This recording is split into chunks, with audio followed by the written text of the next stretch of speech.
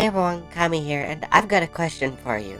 Have you seen those Classic SpongeBob versus Modern SpongeBob art posts, videos, whatever? Because I have, and oh boy, let me tell ya, they make me angry. But why is that? Isn't old automatically better? That's what the internet tells me all the time, and surely the internet isn't wrong. And while I'm not saying that Modern SpongeBob is 100% better than seasons 1 to 3, this whole debate about art has got me really upset. Like, the season 1 through 3 team did absolutely draw wackier expressions that didn't make it to the final cut. Wanna know why?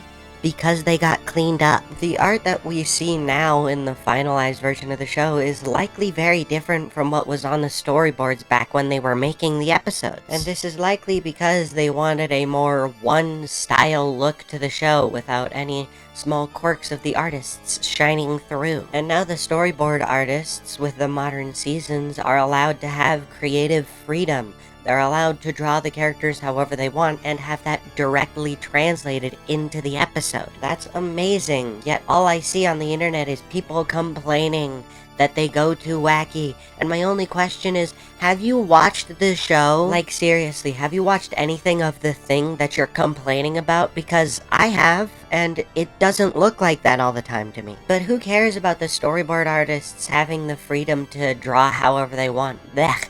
Boring. Have it all look samey and boring and bland like seasons 4 through 8 did. Come on, guys. Did I mention that a fish called Sandy is my favorite Modern SpongeBob episode? It looks just like what I remember watching as a child. Yeah, I realize that's a little bit petty, but it's how all of this comes across to me as someone who just wants to enjoy media for a change.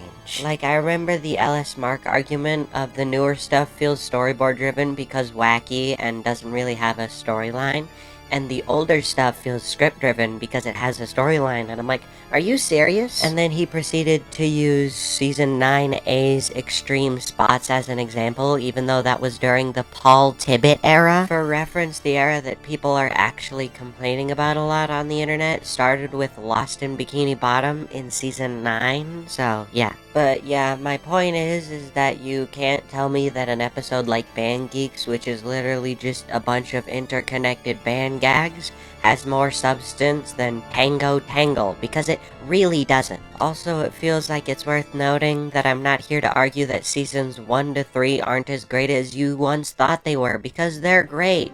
It's just I'm sick and tired of the argument that Modern SpongeBob is terrible. And it's the worst SpongeBob has ever been when it's just not. I mean, did we forget A Pal for Gary and Squid Baby, both Paul Tibbitt era episodes? Anyways, yeah, I'm done complaining on the internet. I just wanted to talk about how I'm so sick of seeing the argument that Modern SpongeBob is terrible because it has wacky faces and is different from what I watched as a child, therefore it's bad. Like, the show is 25 years old. Let them experiment. Let them do new things. It's so exhausting. Anyways, that's it for this video. If you liked it, leave a like and a comment. If you didn't like it, what are you still doing here? Anyways, yeah, that's it.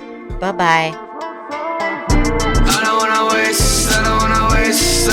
waste my time with you.